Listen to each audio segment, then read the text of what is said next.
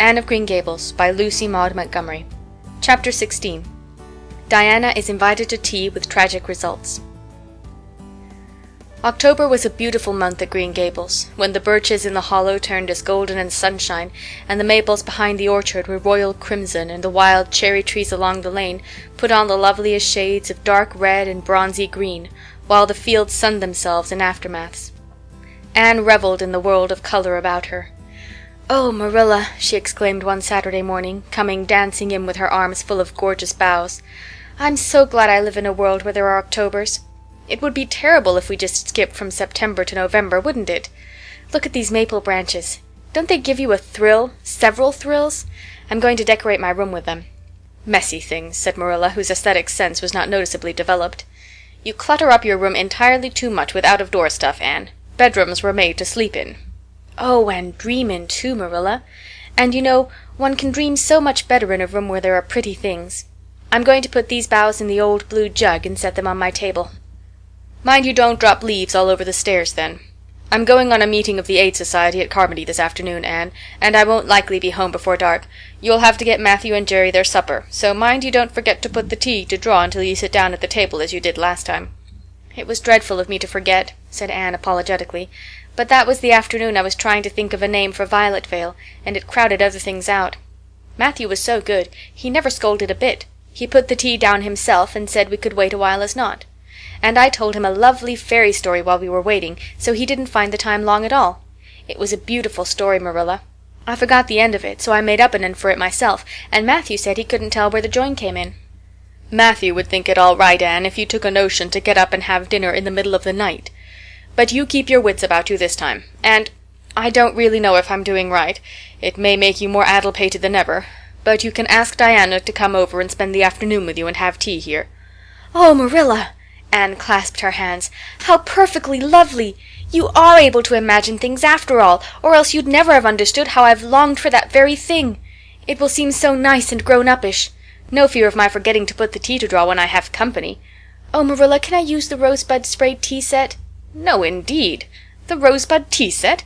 Well, what next? You know I never use that except for the minister or the aids. You'll put down the old brown tea set. But you can open the little yellow crock of cherry preserves. It's time it was being used, anyhow. I believe it's beginning to work. And you can cut some fruit cake and have some of the cookies and snaps." "I can just imagine myself sitting down at the head of the table and pouring out the tea," said Anne, shutting her eyes ecstatically, "and asking Diana if she takes sugar. I know she doesn't, but of course I'll ask her just as if I didn't know. And then pressing her to take another piece of fruit cake and another helping of preserves. Oh, Marilla, it's a wonderful sensation just to think of it. Can I take her into the spare room to lay off her hat when she comes, and then into the parlor to sit?" "No, the sitting room will do for you and your company. But there is a bottle half full of raspberry cordial that was left over from the church social the other night. It's on the second shelf of the sitting room closet, and you and Diana can have it if you like, and a cookie to eat with it along in the afternoon, for I dare say Matthew'll be late coming in to tea since he's hauling potatoes to the vessel." Anne flew down to the hollow past the Dryad's Bubble and up the spruce path to Orchard Slope to ask Diana to tea.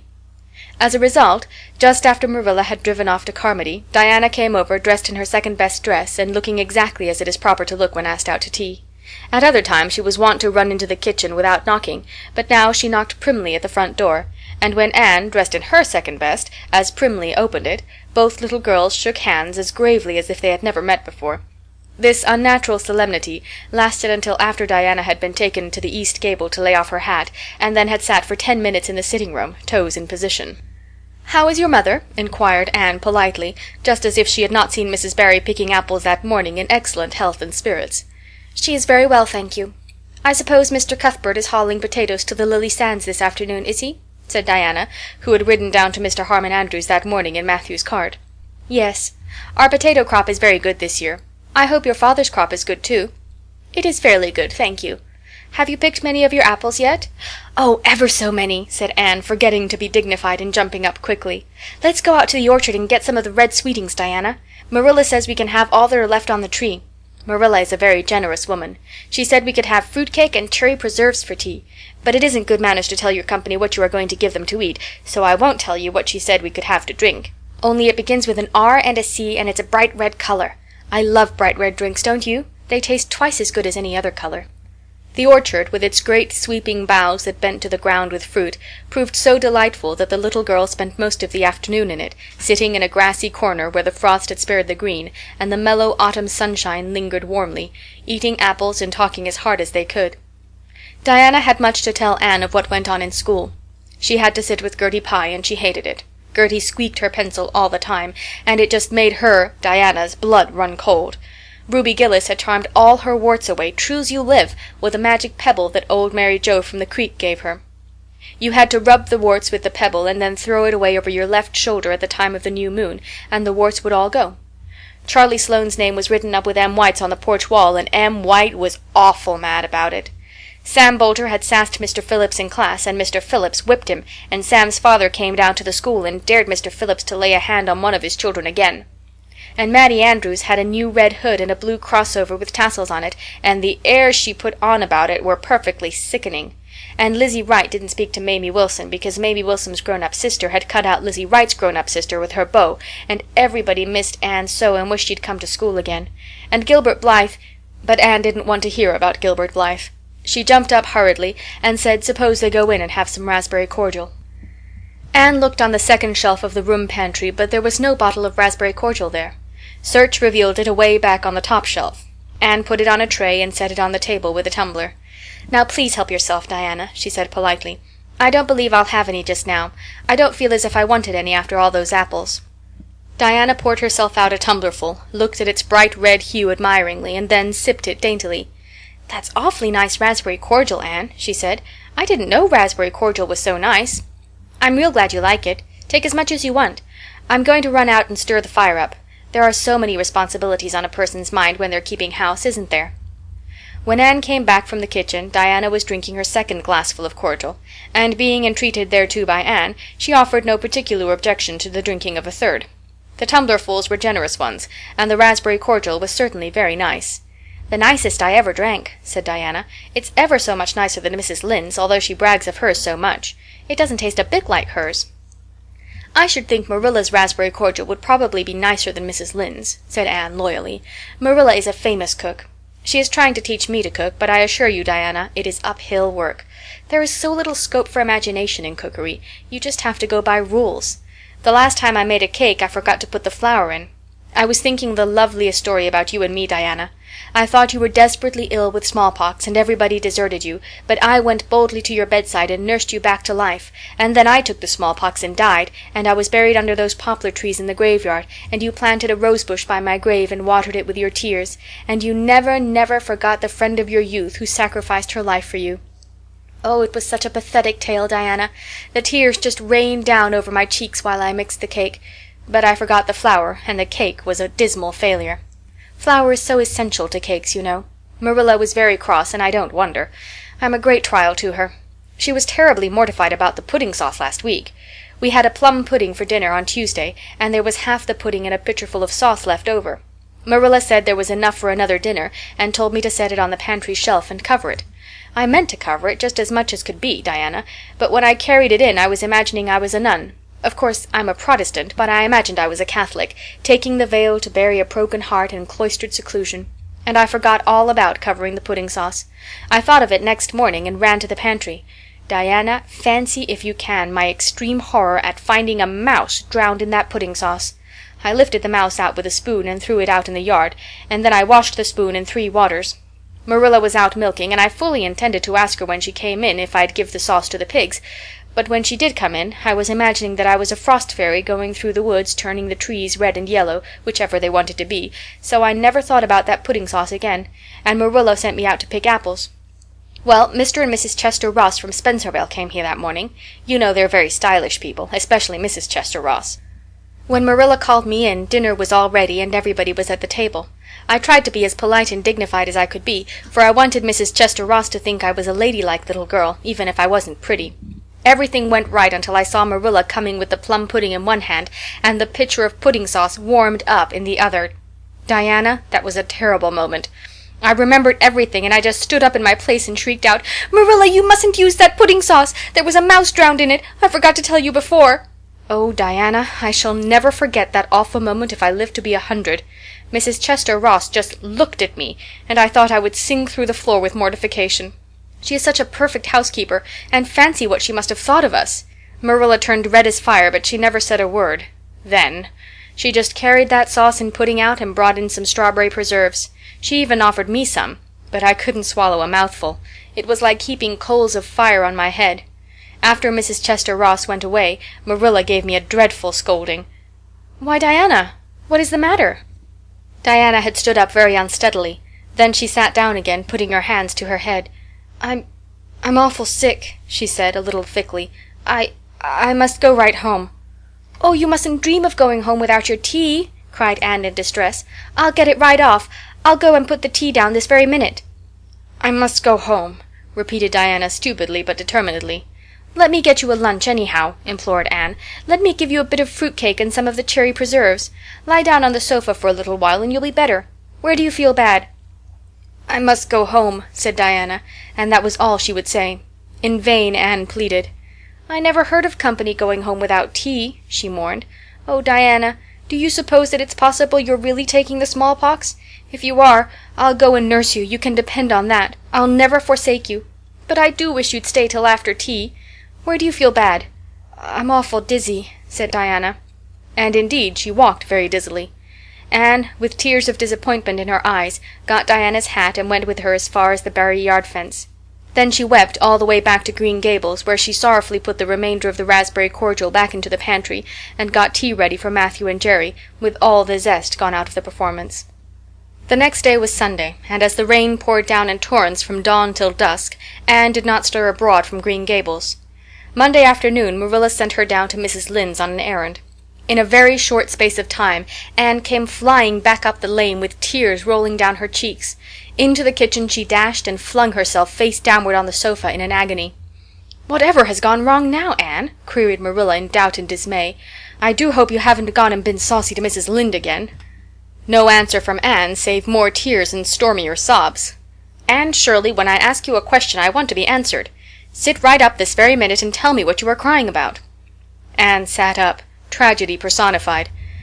"Mrs. Lynde was up to see Mrs. Barry today, and Mrs. Barry was in an awful state," she wailed. "She says that I set Diana drunk Saturday and sent her home in a disgraceful condition, and she says I must be a thoroughly bad, wicked little girl, and she's never, never going to let Diana play with me again. Oh, Marilla, I'm just overcome with woe." Marilla stared in blank amazement. "Set Diana drunk?" she said when she found her voice. "Anne, are you or Mrs. Barry crazy? What on earth did you give her?" "Not a thing but raspberry cordial," sobbed Anne.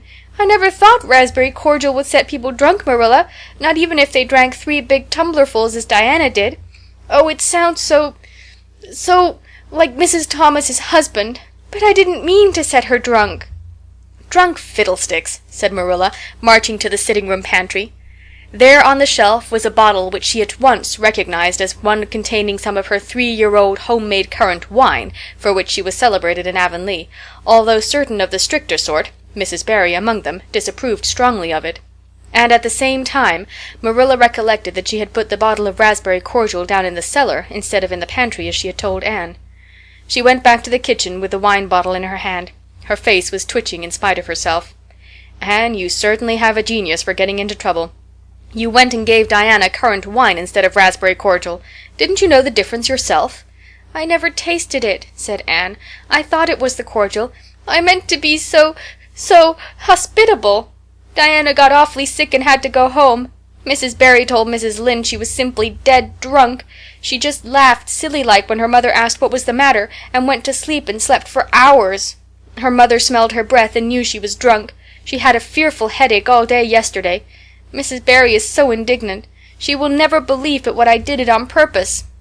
"I should think she would better punish Diana for being so greedy as to drink 3 glassfuls of anything," said Marilla shortly. "Why, 3 of those big glasses would have made her sick even if it had only been cordial. Well, this story will be a nice handle for those folks who are so down on me for making currant wine, although I haven't made any for 3 years, ever since I found out that the minister didn't approve. I just kept that bottle for sickness. There, there, child, don't cry. I can't see as you were to blame, although I'm sorry it happened so." "I must cry," said Anne. "My heart is broken. The stars in their courses fight against me, Marilla. Diana and I are parted forever. "Oh, Marilla, I little dreamed of this when first we swore our vows of friendship." "Don't be foolish, Anne. Mrs. Barry will think better of it when she finds you're not to blame. I suppose she thinks you've done it for a silly joke or something of that sort. You'd best go up this evening and tell her how it was." "My courage fails me at the thought of facing Diana's injured mother," sighed Anne. "I wish you'd go, Marilla. You're so much more dignified than I am. Likely she'd listen to you quicker than to me." "Well, I will," said Marilla, reflecting that it would probably be the wiser course. "Don't cry any more, Anne. It will be all right." Marilla had changed her mind about it being all right by the time she got back from Orchard Slope. Anne was watching for her coming and flew to the porch door to meet her. "Oh, Marilla, I know by your face that it's been no use," she said sorrowfully. "Mrs. Barry won't forgive me?" "Mrs. Barry, indeed," snapped Marilla. "Of all the unreasonable women I ever saw, she's the worst. I told her it was all a mistake and you weren't to blame, but she just simply didn't believe me. And she rubbed it well in about my currant wine and how I'd always said it couldn't have the least effect on anybody. I just told her plainly that currant wine wasn't meant to be drunk 3 tumblerfuls at a time, and that if a child I had to do with was so greedy, I'd sober her up with a right good spanking." Marilla whisked into the kitchen grievously disturbed, leaving a very much distracted little soul in the porch behind her. Presently Anne stepped out bareheaded into the chill autumn dusk. Very determinedly and steadily she took her way down through the sere clover field, over the log bridge, and up through the spruce grove, lighted by a pale little moon hanging low over the western woods. Mrs. Barry, coming to the door in answer to a timid knock, found a white-lipped, eager-eyed supplicant on the doorstep. Her face hardened. Mrs. Barry was a woman of strong prejudices and dislikes, and her anger was of the cold, sullen sort which is always hardest to overcome. To do her justice, she really believed Anne had made Diana drunk out of sheer malice prepense, and she was honestly anxious to preserve her little daughter from the contamination of further intimacy with such a child. "What do you want?" she said stiffly. Anne clasped her hands. "Oh, Mrs. Barry, please forgive me. I did not mean to intoxicate Diana. How could I? Just imagine if you were a poor little orphan girl that kind people had adopted, and you had just one bosom friend in all the world. Do you think you would intoxicate her on purpose? I thought it was only raspberry cordial. I was firmly convinced it was raspberry cordial. Oh, please don't say that you won't let Diana play with me any more. If you do, you will cover my life with a dark cloud of woe." This speech, which would have softened good Mrs. Lynde's heart in a twinkling, had no effect on Mrs. Barry except to irritate her still more. She was suspicious of Anne's big words and dramatic gestures, and imagined that the child was making fun of her. So she said, coldly and cruelly, "I don't think you are a fit little girl for Diana to associate with. You'd better go home and behave yourself." Anne's lips quivered. "Won't you let me see Diana just once to say farewell?" she implored. "Diana has gone over to Carmody with her father," said Mrs. Barry, going in and shutting the door. Anne went back to Green Gables, calm with despair. "My last hope is gone," she told Marilla. "I went up and saw Mrs. Barry myself, and she treated me very insultingly. Marilla, I do not think she is a well-bred woman. There is nothing more to do except to pray, and I haven't much hope that that'll do much good, because, Marilla, I do not believe that God himself can do very much with such an obstinate person as Mrs. Barry." "Anne, you shouldn't say such things," rebuked Marilla, striving to overcome that unholy tendency to laughter which she was dismayed to find growing upon her. And indeed, when she told the whole story to Matthew that night, she did laugh heartily over Anne's tribulations. But when she slipped into the east gable before going to bed, and found that Anne had cried herself to sleep, an unaccustomed softness crept into her face. "Poor little soul," she murmured, lifting a loose curl of hair from the child's tear-stained face. Then she bent down and kissed the flushed cheek on the pillow. End of Chapter 16. Chapter 17. A New Interest in Life. The next afternoon, Anne, bending over her patchwork at the kitchen window, happened to glance out and beheld Diana, down by the Dryad's Bubble, beckoning mysteriously. In a trice Anne was out of the house and flying down to the hollow, astonishment and hope struggling in her expressive eyes. But the hope faded when she saw Diana's dejected countenance. "Your mother hasn't relented," she gasped. Diana shook her head mournfully. "No, and oh, Anne, she says I'm never to play with you again. I've cried, and I told her it wasn't your fault, but it wasn't any use. I had ever such a time coaxing her to let me come down and say good-bye to you. She said I was only to stay 10 minutes, and she's timing me by the clock." "10 minutes isn't very long to say an eternal farewell in," said Anne tearfully. "Oh, Diana, will you promise faithfully never to forget me, the friend of your youth, no matter what dearer friends may caress thee?"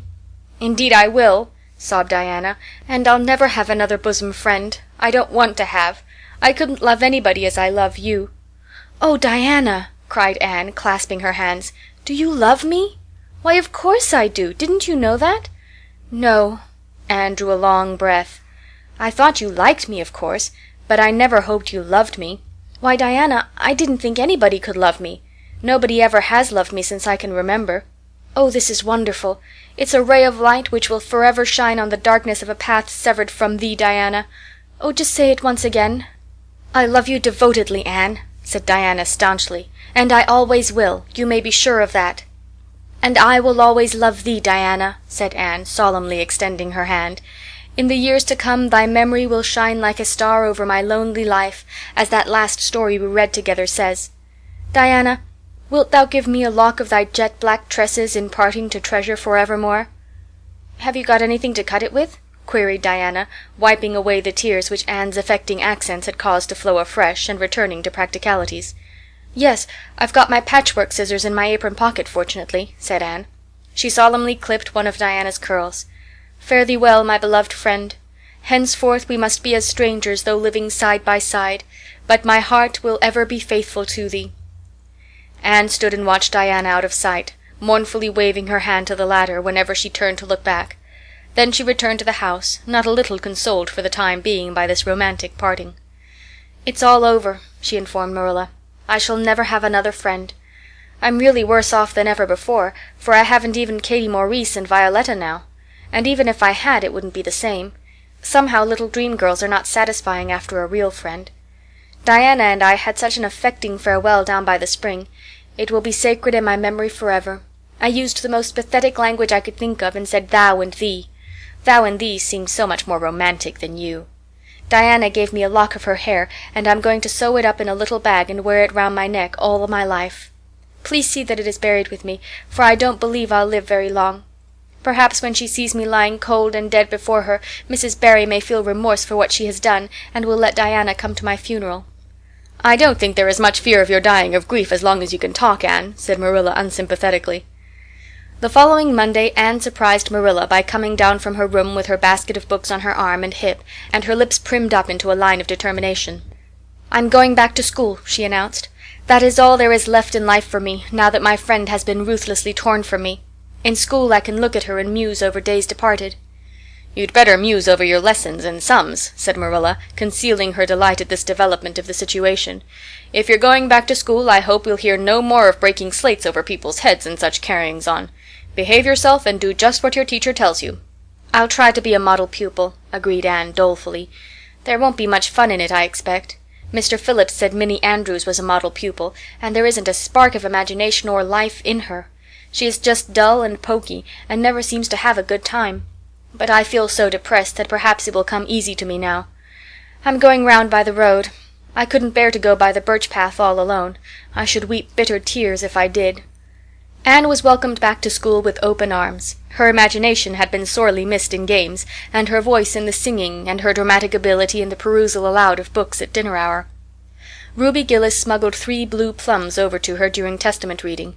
Ella May Macpherson gave her an enormous yellow pansy cut from the covers of a floral catalogue, a species of desk decoration much prized in Avonlea school. Sophia Sloane offered to teach her a perfectly elegant new pattern of knit lace, so nice for trimming aprons. Katie Boulter gave her a perfume bottle to keep slate water in, and Julia Bell copied carefully on a piece of pale pink paper, scalloped on the edges, the following effusion: "When twilight drops her curtain down and pins it with a star, remember that you have a friend though she may wander far." "It's so nice to be appreciated," sighed Anne rapturously to Marilla that night. The girls were not the only scholars who appreciated her. When Anne went to her seat after dinner hour, she had been told by Mr. Phillips to sit with the model Minnie Andrews, she found on her desk a big luscious strawberry apple. Anne caught it up, all ready to take a bite, when she remembered that the only place in Avonlea where strawberry apples grew was in the old Blythe orchard on the other side of the Lake of Shining Waters. Anne dropped the apple as if it were a red-hot coal, and ostentatiously wiped her fingers on her handkerchief. The apple lay untouched on her desk until the next morning, when little Timothy Andrews, who swept the school and kindled the fire, annexed it as one of his perquisites. Charlie Sloane's slate pencil, gorgeously bedizened with striped red and yellow paper, costing 2 cents where ordinary pencils cost only 1, which he sent up to her after dinner hour, met with a more favorable reception. Anne was graciously pleased to accept it, and rewarded the donor with a smile which exalted that infatuated youth straightway into the 7th heaven of delight, and caused him to make such fearful errors in his dictation that Mr. Phillips kept him after school to rewrite it. But as the Caesar's pageant shorn of Brutus' bust did but of Rome's best son remind her more, so the marked absence of any tribute or recognition from Diana Barry, who was sitting with Gertie Pye, embittered Anne's little triumph. "Diana might just have smiled at me once, I think," she mourned to Marilla that night. But the next morning a note most fearfully and wonderfully twisted and folded, and a small parcel were passed across to Anne. "Dear Anne," ran the former, "Mother says I'm not to play with you or talk to you even in school. It isn't my fault, and don't be cross at me, because I love you as much as ever.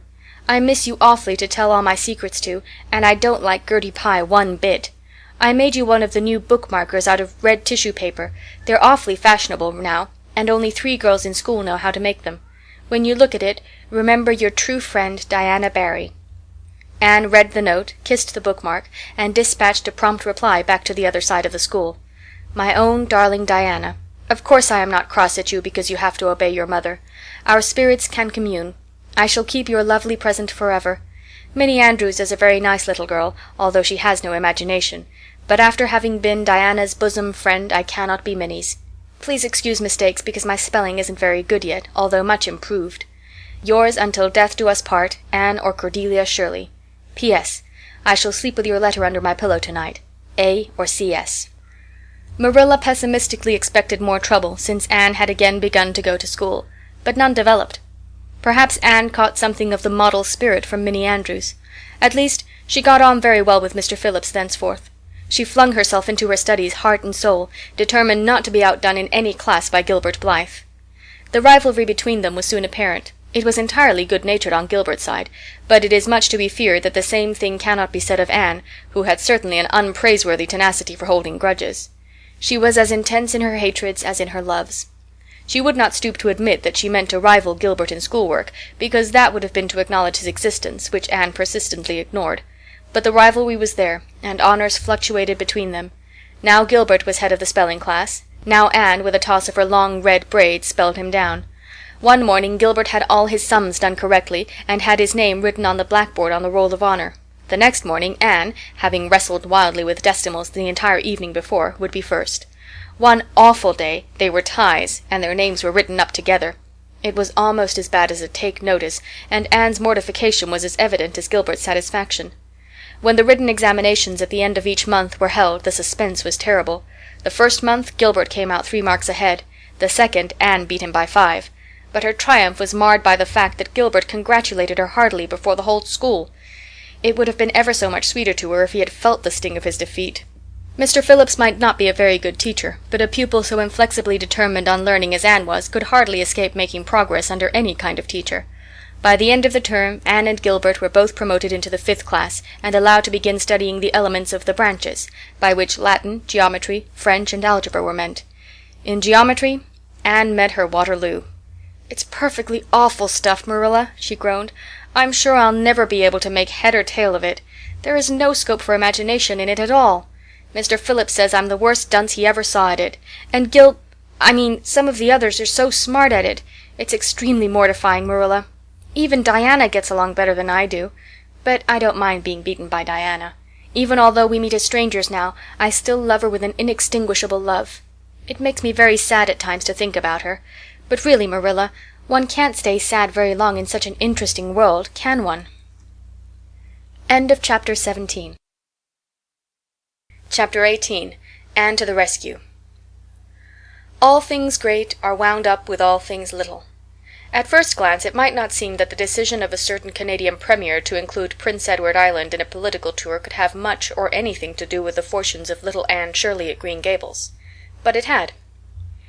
It was in January the premier came, to address his loyal supporters and such of his non-supporters as chose to be present at the monster mass meeting held in Charlottetown. Most of the Avonlea people were on the premier's side of politics. Hence, on the night of the meeting, nearly all the men and a goodly proportion of the women had gone to town 30 miles away. Mrs. Rachel Lynde had gone too. Mrs. Rachel Lynde was a red-hot politician, and couldn't have believed that the political rally could be carried through without her, although she was on the opposite side of politics. So she went to town and took her husband, Thomas would be useful in looking after the horse, and Marilla Cuthbert with her.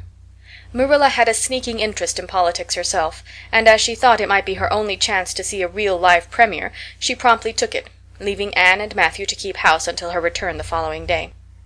Hence, while Marilla and Mrs. Rachel were enjoying themselves hugely at the mass meeting, Anne and Matthew had the cheerful kitchen at Green Gables all to themselves. A bright fire was glowing in the old-fashioned Waterloo stove, and blue-white frost crystals were shining on the window panes. Matthew nodded over a Farmer's Advocate on the sofa, and Anne at the table studied her lessons with grim determination, despite sundry wistful glances at the clock shelf where lay a new book that Jane Andrews had lent her that day. Jane had assured her that it was warranted to produce any number of thrills, or words to that effect, and Anne's fingers tingled to reach out for it. But that would mean Gilbert Blythe's triumph on the morrow. Anne turned her back on the clock shelf and tried to imagine it wasn't there. "Matthew, did you ever study geometry when you went to school?" "Well now, no, I didn't," said Matthew, coming out of his doze with a start. "I wish you had," sighed Anne, "because then you'd be able to sympathize with me. You can't sympathize properly if you've never studied it. It is casting a cloud over my whole life. I'm such a dunce at it, Matthew." "Well now, I don't know," said Matthew soothingly. "I guess you're all right at anything. Mr. Phillips told me last week in Blair's store at Carmody that you was the smartest scholar in school, and was making rapid progress. Rapid progress was his very words. There's them as runs down Teddy Phillips and says he ain't much of a teacher, but I guess he's all right." Matthew would have thought anyone who praised Anne was all right. "I'm sure I'd get on better with geometry if only he wouldn't change the letters," complained Anne. "I learn the proposition off by heart, and then he draws it on the blackboard and puts different letters from what are in the book, and I get all mixed up. I don't think a teacher should take such a mean advantage, do you? We're studying agriculture now, and I've found out at last what makes the roads red. It's a great comfort. I wonder how Marilla and Mrs. Lynde are enjoying themselves. Mrs. Lynde says Canada is going to the dogs the way things are being run at Ottawa, and that it's an awful warning to the electors. She says if women were allowed to vote we would soon see a blessed change. What way do you vote, Matthew?" "Conservative," said Matthew promptly. To vote Conservative was part of Matthew's religion. "Then I'm Conservative too," said Anne decidedly. "I'm glad because some of the boys in school are Grits. I guess Mr. Phillips is a Grit too, because Prissy Andrews' father is one, and Ruby Gillis says that when a man is courting he always has to agree with the girl's mother in religion and her father in politics. Is that true, Matthew?" "Well now, I dunno," said Matthew. "Did you ever go courting, Matthew?" "Well now, no, I dunno's I ever did," said Matthew, who had certainly never thought of such a thing in his whole existence. Anne reflected with her chin in her hands. "It must be rather interesting, don't you think, Matthew? Ruby Gillis says when she grows up she is going to have ever so many bows on the string and have them all crazy about her. But I think that would be too exciting. I'd rather have just one in his right mind. But Ruby Gillis knows a great deal about such matters because she has so many big sisters, and Mrs. Lynde says the Gillis girls have gone off like hot cakes. Mr. Phillips goes up to see Prissy Andrews nearly every evening.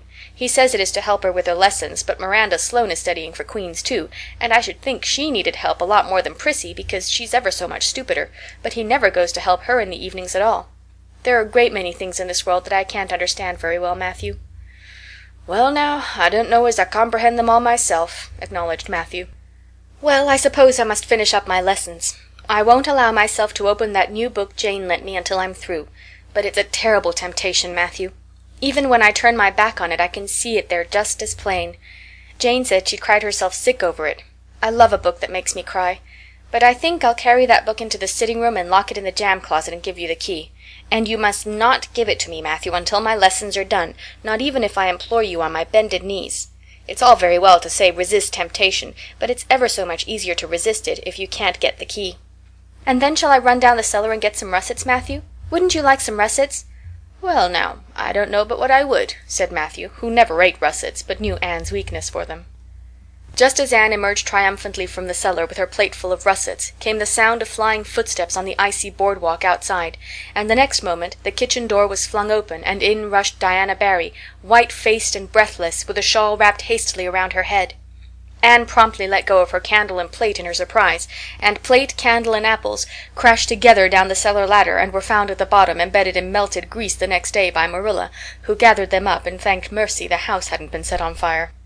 "Whatever is the matter, Diana?" cried Anne. "Has your mother relented at last?" "Oh, Anne, do come quick," implored Diana nervously. "Minnie May is awful sick. She's got croup, young Mary Joe says, and father and mother are away to town and there's nobody to go for the doctor. Minnie May's awful bad and young Mary Joe doesn't know what to do, and oh, Anne, I'm so scared." Matthew, without a word, reached out for cap and coat, slipped past Diana and away into the darkness of the yard. "He's gone to harness the sorrel mare to go to Carmody for the doctor," said Anne, who was hurrying on hood and jacket. "I know it as well as if he'd said so. Matthew and I are such kindred spirits I can read his thoughts without words at all." "I don't believe he'll find the doctor at Carmody," sobbed Diana. "I know that Dr. Blair went to town, and I guess Dr. Spencer would go too. Young Mary Joe never saw anybody with croup, and Mrs. Lynde is away. Oh, Anne!" "Don't cry, Di," said Anne cheerily. "I know exactly what to do for croup. You forget that Mrs. Hammond had twins 3 times. When you look after 3 pairs of twins, you naturally get a lot of experience. They all had croup regularly. Just wait till I get the ipecac bottle. You mayn't have any at your house. Come on now." The 2 little girls hastened out hand in hand, and hurried through Lover's Lane and across the crusted field beyond, for the snow was too deep to go by the shorter wood way. Anne, although sincerely sorry for Minnie May, was far from being insensible to the romance of the situation and to the sweetness of once more sharing that romance with a kindred spirit. The night was clear and frosty, all ebony of shadow and silver of snowy slope. Big stars were shining over the silent fields. Here and there the dark pointed firs stood up with snow powdering their branches and the wind whistling through them. Anne thought it was truly delightful to go skimming through all this mystery and loveliness with your bosom friend who had been so long estranged. Minnie May, aged 3, was really very sick. She lay on the kitchen sofa, feverish and restless, while her hoarse breathing could be heard all over the house.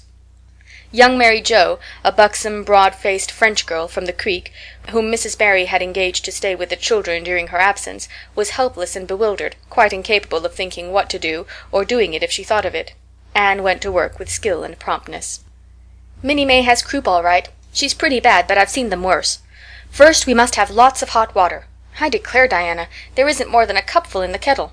There, I've filled it up, and Mary Joe, you may put some wood in the stove. I don't want to hurt your feelings, but it seems to me you might have thought of this before if you'd had any imagination. Now I'll undress Minnie May and put her to bed, and you try to find some soft flannel cloths, Diana. I'm going to give her a dose of ipecac first of all." Minnie May did not take kindly to the ipecac, but Anne had not brought up 3 pairs of twins for nothing. Down that ipecac went, not only once but many times during the long, anxious night when the 2 little girls worked patiently over the suffering Minnie May, and young Mary Joe, honestly anxious to do all she could, kept up a roaring fire and heated more water than would have been needed for a hospital of croupy babies. It was 3 o'clock when Matthew came with a doctor, for he had been obliged to go all the way to Spencervale for one. But the pressing need for assistance was past. Minnie May was much better and was sleeping soundly. "I was awfully near giving up in despair," explained Anne. "She got worse and worse until she was sicker than ever the Hammond twins were, even the last pair. I actually thought she was going to choke to death. I gave her every drop of ipecac in that bottle, and when the last dose went down I said to myself, not to Diana or young Mary Joe, because I didn't want to worry them any more than they were worried, but I had to say it to myself just to relieve my feelings, 'This is the last lingering hope, and I fear 'tis a vain one.' But in about 3 minutes she coughed up the phlegm and began to get better right away.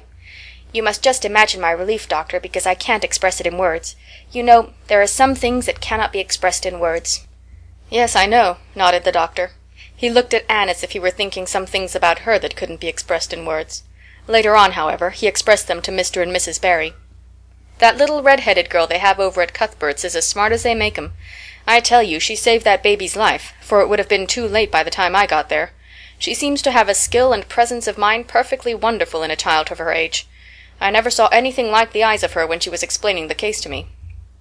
Anne had gone home in the wonderful white-frosted winter morning, heavy-eyed from loss of sleep, but still talking unweariedly to Matthew as they crossed the long white field and walked under the glittering fairy arch of the Lover's Lane maples. "Oh, Matthew, isn't it a wonderful morning? The world looks like something God had just imagined for his own pleasure, doesn't it? Those trees look as if I could blow them away with a breath. Poof! I'm so glad I live in a world where there are white frosts, aren't you? And I'm so glad Mrs. Hammond had 3 pairs of twins after all. If she hadn't, I mightn't have known what to do for Minnie May. I'm real sorry I was ever cross with Mrs. Hammond for having twins. But oh, Matthew, I'm so sleepy. I can't go to school. I just know I couldn't keep my eyes open, and I'd be so stupid. But I hate to stay home, for some of the others will get head of the class, and it's so hard to get up again, although of course the harder it is, more satisfaction you have when you do get up, haven't you? Well, now, I guess you'll manage all right, said Matthew, looking at Anne's white little face and the dark shadows under her eyes. You just go right to bed and have a good sleep. I'll do all the chores. Anne accordingly went to bed, and slept so long and soundly that it was well on in the white and rosy winter afternoon when she awoke, and descended to the kitchen where Marilla, who had arrived home in the meantime, was sitting knitting. "Oh, did you see the Premier?" exclaimed Anne at once. "What did he look like, Marilla?" "Well, he never got to be Premier on account of his looks," said Marilla. "Such a nose as that man had. But he can speak. I was proud of being a Conservative. Rachel Lynde, of course, being a Liberal, had no use for him. Your dinner is in the oven, Anne, and you can get yourself some blue plum preserve out of the pantry. I guess you're hungry. Matthew has been telling me about last night. I must say it was fortunate you knew what to do. I wouldn't have had any idea myself, for I never saw a case of croup. There now, never mind talking till you've had your dinner. I can tell by the look of you that you're just full up with speeches, but they'll keep." Marilla had something to tell Anne, but she did not tell it just then, for she knew that if she did, Anne's consequent excitement would lift her clear out of the region of such material matters as appetite or dinner. Not until Anne had finished her saucer of blue plums did Marilla say, "Mrs. Barry was here this afternoon, Anne. She wanted to see you, but I wouldn't wake you up. She says you saved Minnie May's life, and she is very sorry she acted as she did in that affair of the currant wine. She says she knows now you didn't mean to set Diana drunk, and she hopes you'll forgive her and be good friends with Diana again. You're to go over this evening if you like, for Diana can't stir outside on account of a bad cold she caught last night. Now, Anne Shirley, for pity's sake, don't fly up into the air." The warning seemed not unnecessary, so uplifted and aerial was Anne's expression and attitude as she sprang to her feet, her face irradiated with the flame of her spirit. "Oh, Marilla, can I go right now, without washing my dishes? I'll wash them when I come back, but I cannot tie myself down to anything so unromantic as dishwashing at this thrilling moment." "Yes, yes, run along," said Marilla indulgently. "Anne Shirley, are you crazy? Come back this instant and put something on you. I might as well call to the wind. She's gone without cap or wrap. Look at her, tearing through the orchard with her hair streaming. It'll be a mercy if she doesn't catch her death of cold." Anne came dancing home in the purple winter twilight across the snowy places. Afar in the southwest was the great shimmering pearl-like sparkle of an evening star in a sky that was pale golden and ethereal rose over gleaming white spaces and dark glens of spruce. The tinkles of sleigh bells among the snowy hills came like elfin chimes through the frosty air, but their music was not sweeter than the song in Anne's heart and on her lips. "You see before you a perfectly happy person, Marilla," she announced. "I'm perfectly happy, yes, in spite of my red hair. Just at present I have a soul above red hair. Mrs. Barry kissed me and cried, and said she was so sorry and she could never repay me. I felt fearfully embarrassed, Marilla, but I just said as politely as I could, 'I have no hard feelings for you, Mrs. Barry. I assure you once and for all I did not mean to intoxicate Diana, and henceforth I shall cover the past with the mantle of oblivion.' That was a pretty dignified way of speaking, wasn't it, Marilla? I felt that I was heaping coals of fire on Mrs. Barry's head. And Diana and I had a lovely afternoon. Diana showed me a new fancy crochet stitch her aunt over at Carmody taught her. Not a soul in Avonlea knows it but us, and we pledged a solemn vow never to reveal it to anyone else. Diana gave me a beautiful card with a wreath of roses on it and a verse of poetry. 'If you love me as I love you, nothing but death can part us two.' And that is true, Marilla. We're going to ask Mr. Phillips to let us sit together in school again, and Gertie Pye can go with Minnie Andrews. We had an elegant tea. Mrs. Barry had the very best china set out, Marilla, just as if I was real company. I can't tell you what a thrill it gave me. Nobody ever used their best china on my account before. And we had fruit cake and pound cake and doughnuts and 2 kinds of preserves, Marilla. And Mrs. Barry asked me if I took tea and said, 'Pa, why don't you pass the biscuits to Anne?' It must be lovely to be grown up, Marilla, when just being treated as if you were is so nice." "I don't know about that," said Marilla with a brief sigh. "Well, anyway, when I am grown up," said Anne decidedly, "I'm always going to talk to little girls as if they were too, and I'll never laugh when they use big words. I know from sorrowful experience how that hurts one's feelings. After tea Diana and I made taffy. The taffy wasn't very good, I suppose because neither Diana nor I had ever made any before. Diana left me to stir it while she buttered the plates, and I forgot and let it burn. And then when we set it out on the platform to cool, the cat walked over one plate and that had to be thrown away. But the making of it was splendid fun. Then when I came home, Mrs. Barry asked me to come over as often as I could, and Diana stood at the window and threw kisses to me all the way down to Lover's Lane. I assure you, Marilla, that I feel like praying tonight, and I'm going to think out a special, brand new prayer in honor of the occasion. End of Chapter 18. Chapter 19. A Concert, a Catastrophe, and a Confession. Marilla, can I go over to see Diana just for a minute? Asked Anne, running breathlessly down from the east gable one February evening. I don't see what you want to be traipsing about after dark for, said Marilla shortly. You and Diana walked home from school together and then stood down there in the snow for half an hour more, your tongues going the whole blessed time clickety-clack. So I don't think you're very badly off to see her again. But she wants to see me, pleaded Anne. She has something very important to tell me. How do you know she has? Because she just signaled to me from her window. We have arranged a way to signal with our candles and cardboard. We set the candle on the windowsill and make flashes by passing the cardboard back and forth. So many flashes mean a certain thing. It was my idea, Marilla. I'll warrant you it was, said Marilla emphatically. And the next thing you'll be setting fire to the curtains with your signaling nonsense. Oh, we're very careful, Marilla. And it's so interesting. 2 flashes mean, are you there? 3 mean yes, and 4 no. 5 mean come over as soon as possible because I have something important to reveal. Diana has just signaled 5 flashes, and I'm really suffering to know what it is. Well, you needn't suffer any longer, said Marilla sarcastically. You can go, but you're to be back here in just 10 minutes, remember that. Anne did remember it, and was back in the stipulated time, although probably no mortal will ever know just what it cost her to confine the discussion of Diana's important communication within the limits of 10 minutes. But at least she had made good use of them. Oh, Marilla, what do you think? You know tomorrow is Diana's birthday. Well, her mother told her she could ask me to go home with her from school and stay all night with her, and her cousins are coming over from Newbridge in a big pung sleigh to go to the debating club concert at the hall tomorrow night, and they are going to take Diana and me to the concert, if you'll let me go, that is. You will, won't you, Marilla? Oh, I feel so excited. You can calm down then, because you're not going. You're better at home in your own bed. And as for that club concert, it's all nonsense, and little girls should not be allowed to go out to such places at all. I'm sure the debating club is a most respectable affair, pleaded Anne. I'm not saying it isn't, but you're not going to begin gadding about to concerts and staying out all hours of the night. Pretty doings for children. I'm surprised at Mrs. Barry's letting Diana go. But it's such a very special occasion, mourned Anne, on the verge of tears. Diana has only one birthday in a year. It isn't as if birthdays were common things, Marilla. Prissy Andrews is going to recite Curfew Must Not Ring Tonight. That is such a good moral piece, Marilla. I'm sure it would do me lots of good to hear it. And the choir are going to sing 4 lovely pathetic songs that are pretty near as good as hymns. And oh, Marilla, the minister's going to take part. Yes, indeed he is. He's going to give an address. That will be just about the same thing as a sermon. Please mayn't I go, Marilla? You heard what I said, Anne, didn't you? Take off your boots now and go to bed. It's past 8. There's just one more thing, Marilla, said Anne, with the air of producing the last shot in her locker. Mrs. Barry told Diana that we might sleep in the spare room bed. Think of the honor of your little Anne being put in the spare room bed. It's an honor you'll have to get along without. Go to bed, Anne, and don't let me hear another word out of you. When Anne, with tears rolling over her cheeks, had sorrowfully gone upstairs, Matthew, who had been apparently sound asleep on the lounge during the whole dialogue, opened his eyes and said decidedly, "Well now, Marilla, I think you ought to let Anne go." "I don't, then," retorted Marilla. "Who's bringing this child up, Matthew, you or me?" "Well now, you," admitted Matthew. "Don't interfere, then." "Well now, I ain't interfering. It ain't interfering to have your own opinion, and my opinion is that you ought to let Anne go."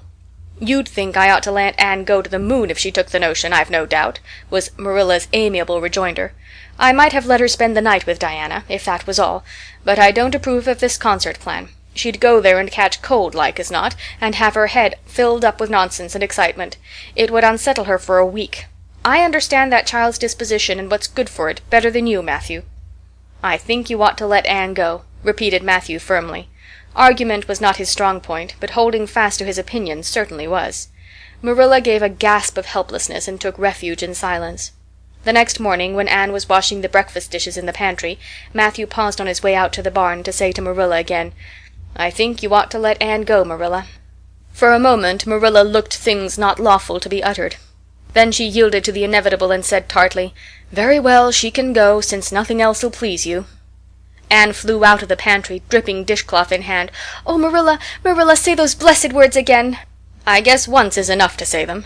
This is Matthew's doing, and I wash my hands of it. If you catch pneumonia sleeping in a strange bed or coming out of that hot hall in the middle of the night, don't blame me, blame Matthew. Anne Shirley, you're dripping greasy water all over the floor. I never saw such a careless child." "Oh, I know I'm a great trial to you, Marilla," said Anne repentantly. "I make so many mistakes. But then just think of all the mistakes I don't make, although I might. I'll get some sand and scrub up the spots before I go to school. Oh, Marilla, my heart was just set on going to that concert. I never was to a concert in my life, and when the other girls talk about them in school I feel so out of it. You didn't know just how I felt about it, but you see Matthew did. Matthew understands me, and it's so nice to be understood, Marilla." Anne was too excited to do herself justice as to lessons that morning in school. Gilbert Blythe spelled her down in class and left her clear out of sight in mental arithmetic. Anne's consequent humiliation was less than it might have been, however, in view of the concert and the spare-room bed. She and Diana talked so constantly about it all day that with a stricter teacher than Mr. Phillips, dire disgrace must inevitably have been their portion. Anne felt that she could not have borne it if she had not been going to the concert, for nothing else was discussed that day in school. The Avonlea Debating Club, which met fortnightly all winter, had had several smaller free entertainments, but this was to be a big affair, admission 10 cents in aid of the library. The Avonlea young people had been practicing for weeks, and all the scholars were especially interested in it by reason of older brothers and sisters who were going to take part. Everybody in school over 9 years of age expected to go, except Carrie Sloane, whose father shared Marilla's opinions about small girls going out to night concerts. Carrie Sloane cried into her grammar all the afternoon and felt that life was not worth living. For Anne the real excitement began with the dismissal of school, and increased therefrom in crescendo until it reached to a crash of positive ecstasy in the concert itself. They had a perfectly elegant tea, and then came the delicious occupation of dressing in Diana's little room upstairs. Diana did Anne's front hair in the new pompadour style, and Anne tied Diana's bows with the especial knack she possessed, and they experimented with at least half a dozen different ways of arranging their back hair. At last they were ready, cheeks scarlet and eyes glowing with excitement. True, Anne could not help a little pang when she contrasted her plain black tam and shapeless, tight-sleeved, home-made gray cloth coat with Diana's jaunty fur cap and smart little jacket, but she remembered in time that she had an imagination and could use it. Then Diana's cousins, the Murrays from Newbridge, came. They all crowded into the big pung sleigh, among straw and furry robes. Anne revelled in the drive to the hall, slipping along over the satin-smooth roads with the snow crisping under the runners. There was a magnificent sunset, and the snowy hills and deep blue water of the St. Lawrence Gulf seemed to rim in the splendor like a huge bowl of pearl and sapphire brimmed with white and fire. Tinkles of sleigh bells and distant laughter that seemed like the mirth of wood-elves came from every quarter. "Oh, Diana," breathed Anne, squeezing Diana's mittened hand under the fur robe, "isn't it all like a beautiful dream? Do I really look the same as usual? I feel so different that it seems to me it must show in my looks." "You look awfully nice," said Diana, who, having just received a compliment from one of her cousins, felt that she ought to pass it on. "You've got the loveliest color." The program that night was a series of thrills for at least one listener in the audience, and as Anne assured Diana, every succeeding thrill was thrillier than the last. When Prissy Andrews, attired in a new pink silk waist, with a string of pearls about her smooth white throat, and real carnations in her hair, rumor whispered that the master had sent all the way to town for them for her, climbed the slimy ladder dark without one ray of light, Anne shivered in luxurious sympathy. When the choir sang "Far Above the Gentle Daisies," Anne gazed at the ceiling as if it were frescoed with angels. When Sam Sloane proceeded to explain and illustrate how Sockery set a hen, Anne laughed until people sitting near her laughed too, more out of sympathy with her than with amusement at a selection that was rather threadbare even in Avonlea. And when Mr. Phillips gave Mark Antony's oration over the dead body of Caesar in the most heart-stirring tones, looking at Prissy Andrews at the end of every sentence, Anne felt that she could rise and mutiny on the spot if but one Roman citizen led the way. Only one number on the program failed to interest her. When Gilbert Blythe recited Bingen on the Rhine, Anne picked up Rhoda Murray's library book and read it until he had finished, when she sat rigidly stiff and motionless while Diana clapped her hands until they tingled. It was 11 when they got home, sated with dissipation, but with the exceeding sweet pleasure of talking it all over still to come. Everybody seemed asleep, and the house was dark and silent. Anne and Diana tiptoed into the parlor, a long, narrow room out of which the spare room opened.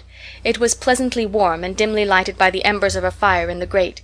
"Let's undress here," said Diana. "It's so nice and warm." "Hasn't it been a delightful time?" sighed Anne rapturously. "It must be splendid to get up and recite there. Do you suppose we will ever be asked to do it, Diana?" "Yes, of course, some day. They're always wanting the big scholars to recite. Gilbert Blythe does often, and he's only 2 years older than us." "Oh, Anne, how could you pretend not to listen to him? When he came to the line, 'There's another, not a sister,' he looked right down at you." "Diana," said Anne with dignity, "you are my bosom friend, but I cannot allow even you to speak to me of that person. Are you ready for bed? Let's run a race and see who'll get to the bed first." The suggestion appealed to Diana. The 2 little white-clad figures flew down the long room, through the spare room door, and bounded on the bed at the same moment. And then something moved beneath them. There was a gasp and a cry, and somebody said in muffled accents, "Merciful goodness!" Anne and Diana were never able to tell just how they got off that bed and out of the room. They only knew that after one frantic rush they found themselves tiptoeing shiveringly upstairs. "Oh, who was it? What was it?" whispered Anne, her teeth chattering with cold and fright. "It was Aunt Josephine," said Diana, gasping with laughter. "Oh, Anne, it was Aunt Josephine, however she came to be there. Oh, and I know she will be furious. It's dreadful, it's really dreadful. But did you ever know anything so funny, Anne?" "Who is your Aunt Josephine?" "She's Father's aunt, and she lives in Charlottetown. She's awfully old, 70 anyhow, and I don't believe she was ever a little girl. We were expecting her out for a visit, but not so soon. She's awfully prim and proper, and she'll scold dreadfully about this, I know. Well, we'll have to sleep with Minnie May, and you can't think how she kicks." Miss Josephine Barry did not appear at the early breakfast the next morning. Mrs. Barry smiled kindly at the 2 little girls. "Did you have a good time last night? I tried to stay awake until you came home, for I wanted to tell you Aunt Josephine had come, and that you would have to go upstairs after all, but I was so tired I fell asleep. I hope you didn't disturb your aunt, Diana." Diana preserved a discreet silence, but she and Anne exchanged furtive smiles of guilty amusement across the table. Anne hurried home after breakfast, and so remained in blissful ignorance of the disturbance which presently resulted in the Barry household, until the late afternoon, when she went down to Mrs. Lynde's on an errand for Marilla. "So you and Diana nearly frightened poor old Miss Barry to death last night," said Mrs. Lynde severely, but with a twinkle in her eye. "Mrs. Barry was here a few minutes ago on her way to Carmody. She's feeling real worried over it. Old Miss Barry was in a terrible temper when she got up this morning, and Josephine Barry's temper is no joke, I can tell you that. She wouldn't speak to Diana at all." "It wasn't Diana's fault," said Anne contritely. "It was mine. I suggested racing to see who would get into bed first." "I knew it," said Mrs. Lynde with the exultation of a correct guesser. "I knew that idea came out of your head. Well, it's made a nice lot of trouble, that's what. Old Miss Barry came out to stay for a month, but she declares she won't stay another day, and is going right back to town tomorrow, Sunday and all as it is. She'd have gone today if they could have taken her. She had promised to pay for a quarter's music lessons for Diana, but now she is determined to do nothing at all for such a tomboy. Oh, I guess they had a lively time of it there this morning. The Barrys must feel cut up. Old Miss Barry is rich, and they'd like to keep on the good side of her. Of course, Mrs. Barry didn't say just that to me, but I'm a pretty good judge of human nature, that's what." "I'm such an unlucky girl," mourned Anne. "I'm always getting into scrapes myself, and getting my best friends, people I'd shed my heart's blood for, into them too. Can you tell me why it is so, Mrs. Lynde?" "It's because you're too heedless and impulsive, child, that's what. You never stop to think. Whatever comes into your head to say or do, you say or do it without a moment's reflection." "Oh, but that's the best of it," protested Anne. "Something just flashes into your mind, so exciting, and you must out with it. If you stop to think it over, you spoil it all. Haven't you never felt that yourself, Mrs. Lynde?" No, Mrs. Lynde had not. She shook her head sagely. "You must learn to think a little, Anne, that's what. The proverb you need to go by is 'look before you leap,' especially into spare-room beds." Mrs. Lynde laughed comfortably over her mild joke, but Anne remained pensive. She saw nothing to laugh at in the situation, which to her eyes appeared very serious. When she left Mrs. Lynde's she took her way across the crusted fields to Orchard Slope. Diana met her at the kitchen door. "Your Aunt Josephine was very cross about it, wasn't she?" whispered Anne. "Yes," answered Diana, stifling a giggle with an apprehensive glance over her shoulder at the closed sitting-room door. "She was fairly dancing with rage, Anne. Oh, how she scolded! She said I was the worst-behaved girl she ever saw, and that my parents ought to be ashamed of the way they had brought me up. She says she won't stay, and I'm sure I don't care, but father and mother do." "Why didn't you tell them it was my fault?" demanded Anne. "It's likely I'd do such a thing, isn't it?" said Diana with just scorn. "I'm no telltale Anne Shirley, and anyhow I was just as much to blame as you." "Well, I'm going in to tell her myself," said Anne resolutely. Diana stared. "Anne Shirley, you'd never! Why, she'll eat you alive!" "Don't frighten me any more than I am frightened," implored Anne. "I'd rather walk up to a cannon's mouth. But I've got to do it, Diana. It was my fault, and I've got to confess. I've had practice in confessing, fortunately." "Well, she's in the room," said Diana. "You can go in if you want to. I wouldn't dare. And I don't believe you'll do a bit of good."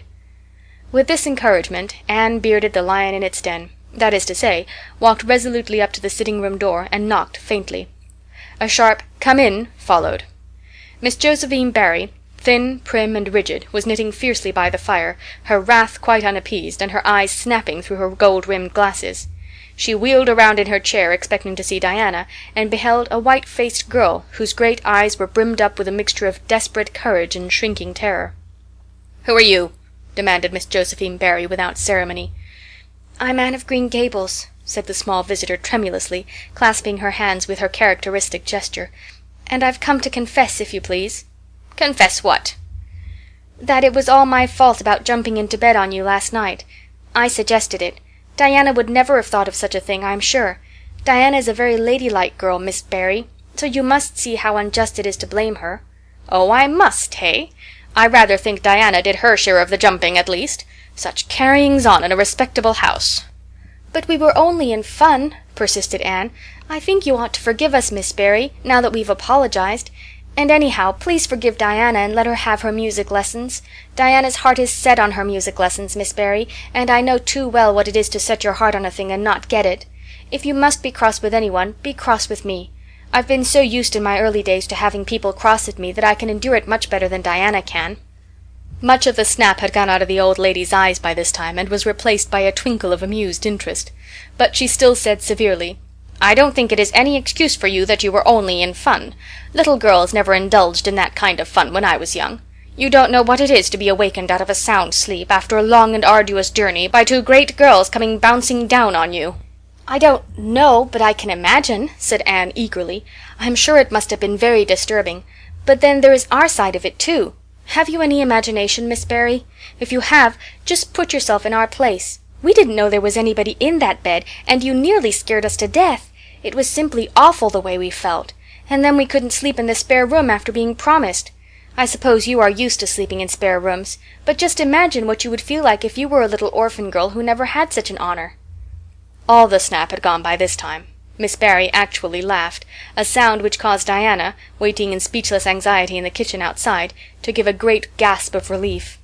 "I'm afraid my imagination is a little rusty. It's so long since I used it," she said. "I dare say your claim to sympathy is just as strong as mine. It all depends on the way we look at it.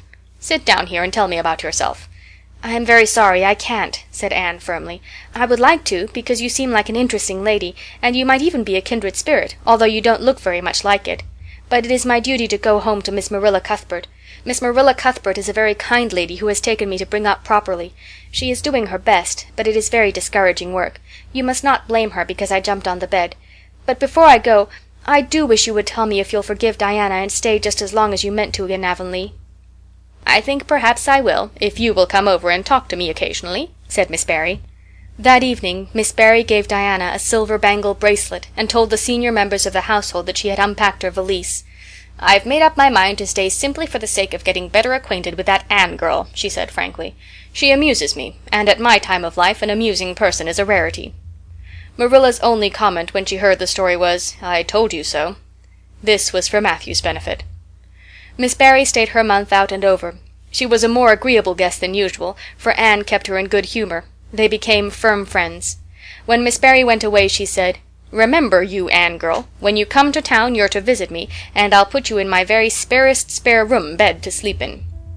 Miss Barry was a kindred spirit after all, Anne confided to Marilla. You wouldn't think so to look at her, but she is. You don't find it out right at first, as in Matthew's case, but after a while you come to see it. Kindred spirits are not so scarce as I used to think. It's splendid to find out there are so many of them in the world. End of Chapter 19. Chapter 20. A Good Imagination Gone Wrong. Spring had come once more to Green Gables. The beautiful, capricious, reluctant Canadian spring, lingering along through April and May in a succession of sweet, fresh, chilly days, with pink sunsets and miracles of resurrection and growth. The maples in Lover's Lane were red-budded, and little curly ferns pushed up around the Dryad's Bubble. Away up in the barrens, behind Mr. Silas Sloane's place, the mayflowers blossomed out, pink and white stars of sweetness under their brown leaves. All the schoolgirls and boys had one golden afternoon gathering them, coming home in the clear, echoing twilight with arms and baskets full of flowery spoil. "I'm so sorry for people who live in lands where there are no mayflowers," said Anne. "Diana says perhaps they have something better, but there couldn't be anything better than mayflowers, could there, Marilla? And Diana says if they don't know what they're like, they don't miss them. But I think that is the saddest thing of all. I think it would be tragic, Marilla, not to know what mayflowers are like and not to miss them. Do you know what I think mayflowers are, Marilla? I think they must be the souls of the flowers that died last summer, and this is their heaven. But we had a splendid time today, Marilla. We had our lunch down in a big mossy hollow by an old well. Such a romantic spot. Charlie Sloane dared Artie Gillis to jump over it, and Artie Gillis did because he wouldn't take a dare. Nobody would in school. It is very fashionable to dare. Mr. Phillips gave all the mayflowers he found to Prissy Andrews, and I heard him to say, 'Sweets to the sweet.' He got that out of a book, I know, but it shows he has some imagination. I was offered some mayflowers too, but I rejected them with scorn. I can't tell you the person's name because I have vowed never to let it cross my lips. We made wreaths of the mayflowers and put them on our hats, and when the time came to go home we marched in procession down the road, 2 by 2, with our bouquets and wreaths, singing 'My Home on the Hill.' Oh, it was so thrilling, Marilla. All Mr. Silas Sloane's folks rushed out to see us, and everybody we met on the road stopped and stared at us. We made a real sensation." "Not much wonder. Such silly doings," was Marilla's response. After the mayflowers came the violets, and Violet Vale was empurpled with them. Anne walked through it on her way to school with reverent steps and worshipping eyes, as if she trod on holy ground. "Somehow," she told Diana, "when I'm going through here I don't really care whether anybody gets ahead of me in class or not. But when I'm up in school it's all different, and I care as much as ever. There's such a lot of different Annes in me. I sometimes think that is why I'm such a troublesome person. If I was just the one Anne, it would be ever so much more comfortable. But then it wouldn't be half so interesting." One June evening, when the orchards were pink-blossomed again, when the frogs were singing silverly sweet in the marshes about the head of the Lake of Shining Waters, and the air was full of the savor of clover fields and balsamic fir woods, Anne was sitting by her gable window. She had been studying her lessons, but it had grown too dark to see the book, so she had fallen into wide-eyed reverie, looking out past the boughs of the Snow Queen, once more bestarred with its tufts of blossom. In all essential respects the little gable chamber was unchanged. The walls were as white, the pincushion as hard, the chairs as stiffly and yellowly upright as ever, yet the whole character of the room was altered. It was full of a new, vital, pulsing personality that seemed to pervade it and to be quite independent of schoolgirl books and dresses and ribbons, and even of the cracked blue jug full of apple blossoms on the table. It was as if all the dreams, sleeping and waking, of its vivid occupant had taken a visible, although unmaterial form, and had tapestried the bare room with splendid filmy tissues of rainbow and moonshine. Presently Marilla came briskly in with some of Anne's freshly ironed school aprons. She hung them over a chair and sat down with a short sigh.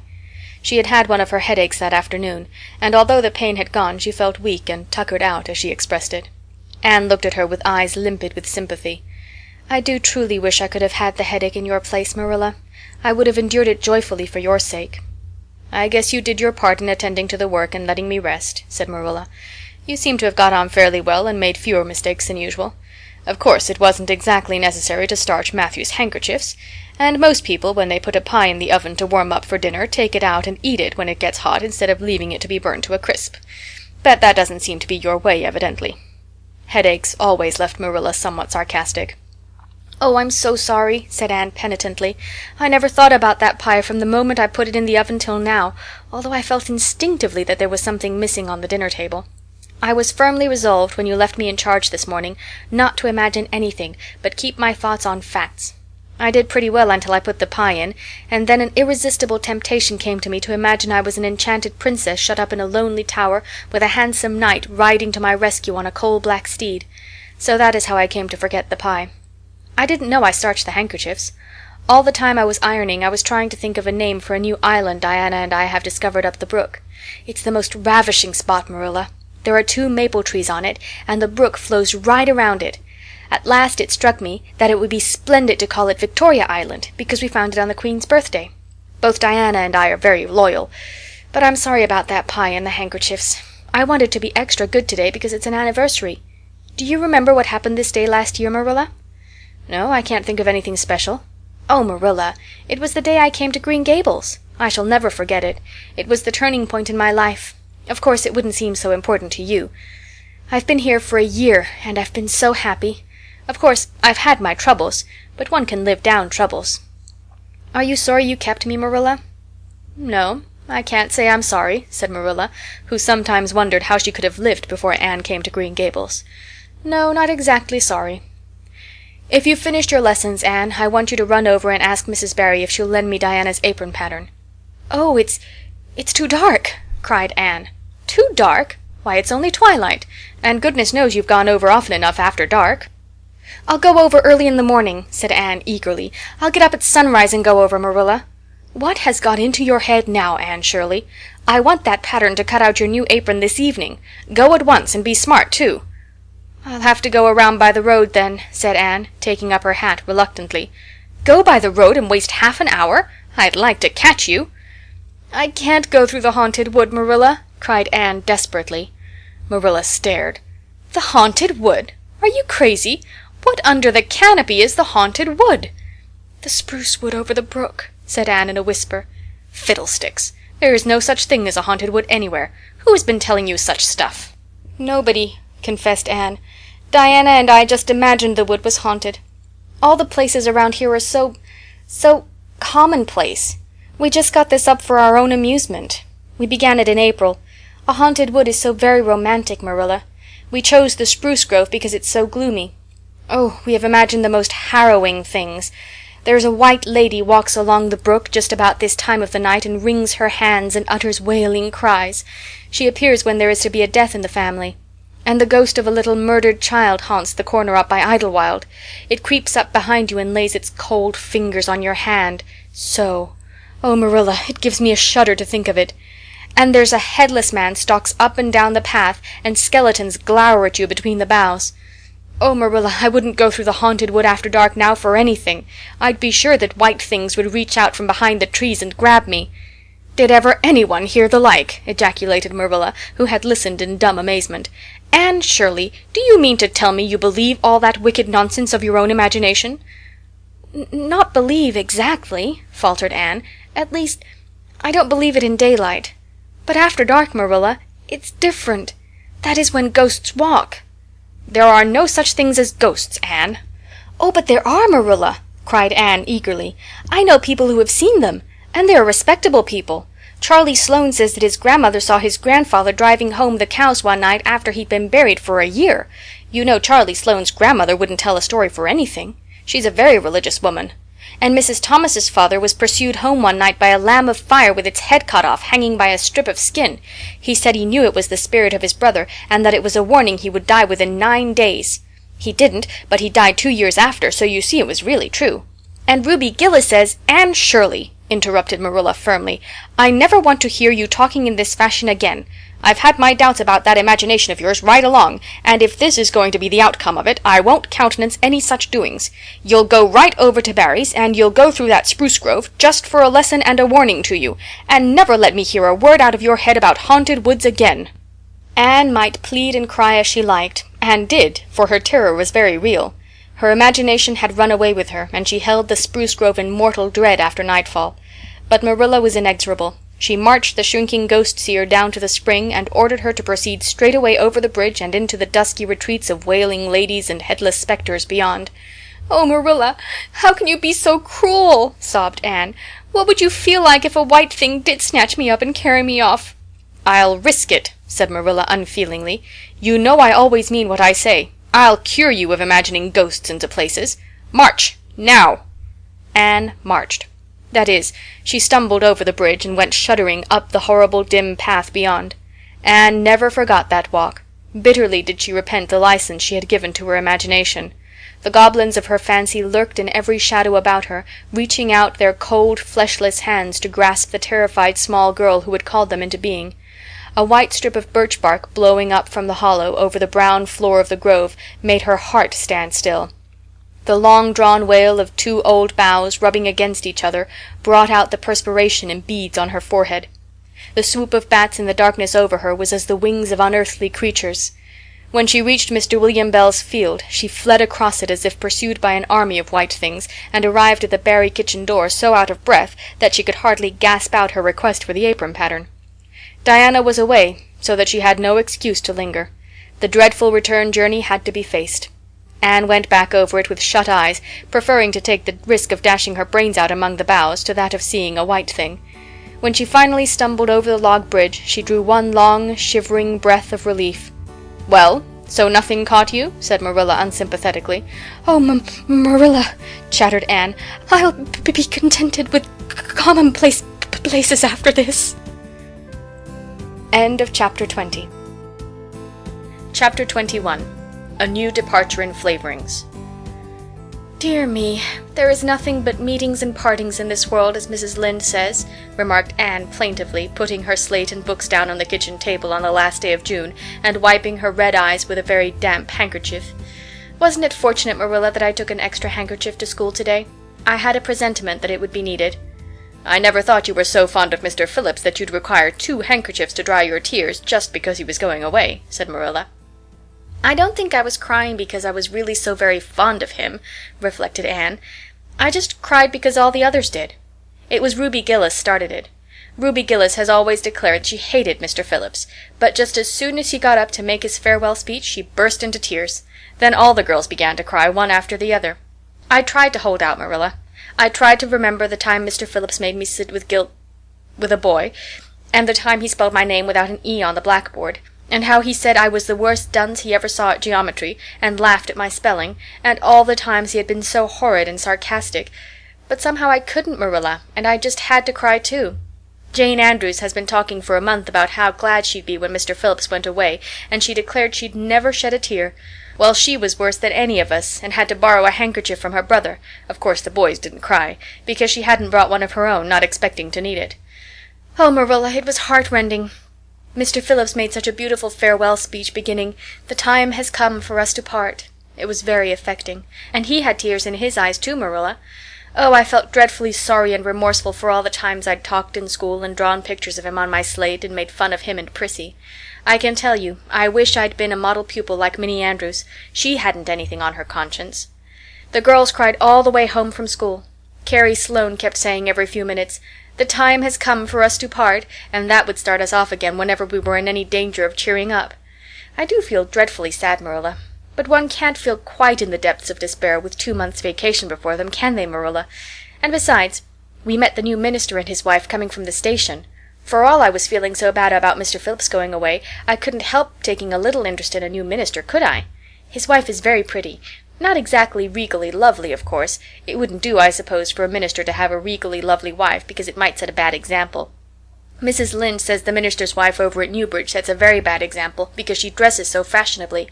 Our new minister's wife was dressed in blue muslin with lovely puffed sleeves and a hat trimmed with roses. Jane Andrews said she thought puffed sleeves were too worldly for a minister's wife, but I didn't make any such uncharitable remark, Marilla, because I know what it is to long for puffed sleeves. Besides, she's only been a minister's wife for a little while, so one should make allowances, shouldn't they? They are going to board with Mrs. Lynde until the manse is ready. If Marilla, in going down to Mrs. Lynde's that evening, was actuated by any motive save her avowed one of returning the quilting frame she had borrowed the preceding winter, it was an amiable weakness shared by most of the Avonlea people. Many a thing Mrs. Lynde had lent, sometimes never expecting to see it again, came home that night in charge of the borrowers thereof. A new minister, and moreover a minister with a wife, was a lawful object of curiosity in a quiet little country settlement where sensations were few and far between. Old Mr. Bentley, the minister whom Anne had found lacking in imagination, had been pastor of Avonlea for 18 years. He was a widower when he came, and a widower he remained, despite the fact that gossip regularly married him to this, that, or the other one every year of his sojourn. In the preceding February he had resigned his charge and departed amid the regrets of his people, most of whom had the affection born of long intercourse for their good old minister, in spite of his shortcomings as an orator. Since then the Avonlea church had enjoyed a variety of religious dissipation in listening to the many and various candidates and supplies who came Sunday after Sunday to preach on trial. These stood or fell by the judgment of the fathers and mothers in Israel, but a certain small red-haired girl who sat meekly in the corner of the old Cuthbert pew also had her opinions about them, and discussed the same in full with Matthew, Marilla always declining from principle to criticize ministers in any shape or form. "I don't think Mr. Smith would have done Matthew," was Anne's final summing up. "Mrs. Lynde says his delivery was so poor, but I think his worst fault was just like Mr. Bentley's. He had no imagination. And Mr. Terry had too much. He let it run away with him just as I did mine in the matter of the haunted wood. Besides, Mrs. Lynde says his theology wasn't sound. Mr. Gresham was a very good man and a very religious man, but he told too many funny stories and made the people laugh in church. He was undignified, and you must have some dignity about a minister, mustn't you, Matthew?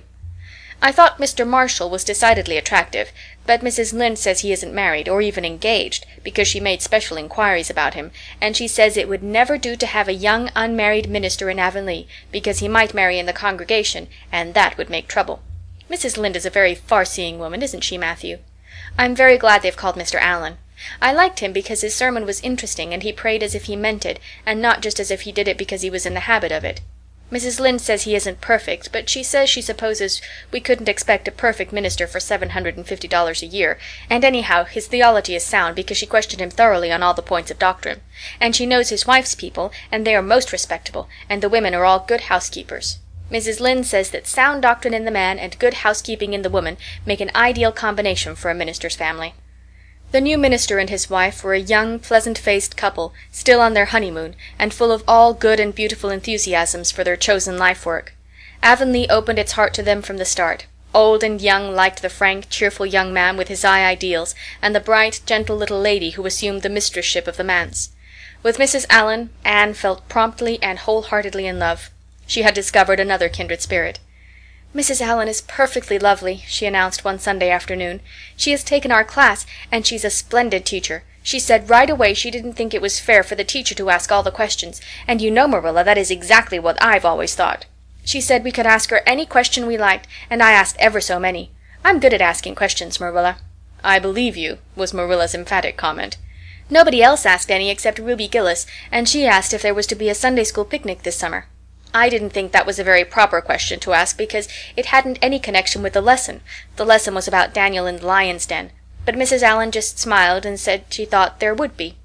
Mrs. Allen has a lovely smile. She has such exquisite dimples in her cheeks. I wish I had dimples in my cheeks, Marilla. I'm not half so skinny as I was when I came here, but I have no dimples yet. If I had, perhaps I could influence people for good. Mrs. Allen said we ought always to try to influence other people for good. She talked so nice about everything. I never knew before that religion was such a cheerful thing. I always thought it was kind of melancholy, but Mrs. Allen's isn't, and I'd like to be a Christian if I could be one like her. I wouldn't want to be one like Mr. Superintendent Bell." "It's very naughty of you to speak so about Mr. Bell," said Marilla severely. "Mr. Bell is a real good man." "Oh, of course he's good," agreed Anne, "but he doesn't seem to get any comfort out of it. If I could be good, I'd dance and sing all day because I was glad of it. I suppose Mrs. Allen is too old to dance and sing, and of course it wouldn't be dignified in a minister's wife. But I can just feel she's glad she's a Christian, and that she'd be one even if she could get to heaven without it." "I suppose we must have Mr. and Mrs. Allen up to tea some day soon," said Marilla reflectively. "They've been most everywhere but here. Let me see. Next Wednesday would be a good time to have them, but don't say a word to Matthew about it, for if he knew they were coming he'd find some excuse to be away that day. He'd got so used to Mr. Bentley he didn't mind him, but he's going to find it hard to get acquainted with a new minister, and a new minister's wife will frighten him to death." "I'll be as secret as the dead," assured Anne. "But oh, Marilla, will you let me make a cake for the occasion? I'd love to do something for Mrs. Allan, and you know I can make a pretty good cake by this time." "You can make a layer cake," promised Marilla. Monday and Tuesday great preparations went on at Green Gables. Having the minister and his wife to tea was a serious and important undertaking, and Marilla was determined not to be eclipsed by any of the Avonlea housekeepers. Anne was wild with excitement and delight. She talked it all over with Diana Tuesday night in the twilight, as they sat on the big red stones by the Dryad's Bubble and made rainbows in the water with little twigs dipped in fir balsam. "Everything is ready, Diana, except my cake, which I'm to make in the morning, and the baking powder biscuits, which Marilla will make just before tea time. I assure you, Diana, that Marilla and I have had a busy 2 days of it. It's such a responsibility having a minister's family to tea. I never went through such an experience before. You should just see our pantry. It's a sight to behold. We're going to have jellied chicken and cold tongue. We're to have 2 kinds of jelly, red and yellow, and whipped cream and lemon pie and cherry pie and 3 kinds of cookies and fruit cake and Marilla's famous yellow plum preserves that she keeps especially for ministers, and pound cake and layer cake and biscuits as aforesaid, and new bread and old both in case the minister is dyspeptic and can't eat new. Mrs. Lynde says ministers are dyspeptic, but I don't think Mr. Allan has been a minister long enough for it to have had a bad effect on him. I just grow cold when I think of my layer cake. Oh, Diana, what if it shouldn't be good? I dreamed last night that I was chased all around by a fearful goblin with a big layer cake for a head." "It'll be good all right," assured Diana, who was a very comfortable sort of friend. "I'm sure that piece of the one you made that we had for lunch in Idlewild 2 weeks ago was perfectly elegant." "Yes, but cakes have such a terrible habit of turning out bad just when you especially want them to be good," sighed Anne, setting a particularly well balsamed twig afloat. "However, I suppose I shall just have to trust to Providence and be careful to put in the flour. Oh, look, Diana, what a lovely rainbow. Do you suppose the Dryad will come out after we go away and take it for a scarf?" "You know there is no such thing as a Dryad," said Diana. Diana's mother had found out about the haunted wood and had been decidedly angry over it. As a result, Diana had abstained from any further imitative flights of imagination and did not think it prudent to cultivate a spirit of belief even in harmless Dryads. "But it's so easy to imagine there is," said Anne. "Every night before I go to bed I look out of my window and wonder if the Dryad is really sitting here, combing her locks with the spring for a mirror. Sometimes I look for her footprints in the dew in the morning. Oh, Diana, don't give up your faith in the Dryad." Wednesday morning came. Anne got up at sunrise because she was too excited to sleep. She had caught a severe cold in the head by reason of her dabbling in the spring on the preceding evening, but nothing short of absolute pneumonia could have quenched her interest in culinary matters that morning. After breakfast she proceeded to make her cake. When she finally shut the oven door upon it she drew a long breath. "I'm sure I haven't forgotten anything this time, Marilla. But do you think it will rise? Just suppose perhaps the baking powder isn't good. I used it out of the new can, and Mrs. Lynde says you can never be sure of getting good baking powder nowadays when everything is so adulterated. Mrs. Lynde says the government ought to take the matter up, but she says we'll never see the day when a Tory government will do it. Marilla, what if that cake doesn't rise?" "We'll have plenty without it," was Marilla's unimpassioned way of looking at the subject. The cake did rise, however, and came out of the oven as light and feathery as golden foam. Anne, flushed with delight, clapped it together with layers of ruby jelly, and, in imagination, saw Mrs. Allan eating it and possibly asking for another piece. "You'll be using the best tea set, of course, Marilla," she said. "Can I fix the table with ferns and wild roses?" "I think that's all nonsense," sniffed Marilla. "In my opinion, it's the eatables that matter, not flummery decorations." "Mrs. Barry had her table decorated," said Anne, who was not entirely guiltless of the wisdom of the serpent, "and the minister paid her an elegant compliment. He said it was a feast for the eye as well as the palate." "Well, do as you like," said Marilla, who was quite determined not to be surpassed by Mrs. Barry or anybody else. "Only mind you leave enough room for the dishes and the food." Anne laid herself out to decorate in a manner and after a fashion that should leave Mrs. Barry's nowhere. Having abundance of roses and ferns, and a very artistic taste of her own, she made that tea-table such a thing of beauty that when the minister and his wife sat down to it they exclaimed in chorus over its loveliness. "It's Anne's doings," said Marilla, grimly just, and Anne felt that Mrs. Allan's approving smile was almost too much happiness for this world. Matthew was there, having been inveigled into the party only goodness and Anne knew how. He had been in such a state of shyness and nervousness that Marilla had given him up in despair, but Anne took him in hand so successfully that he now sat at the table in his best clothes and white collar and talked to the minister not uninterestingly. He never said a word to Mrs. Allan, but that, perhaps, was not to be expected. All went merry as a marriage bell until Anne's layer cake was passed. Mrs. Allen, having already been helped to a bewildering variety, declined it, but Marilla, seeing the disappointment on Anne's face, said smilingly, "Oh, you must take a piece of this, Mrs. Allen. Anne made it on purpose for you."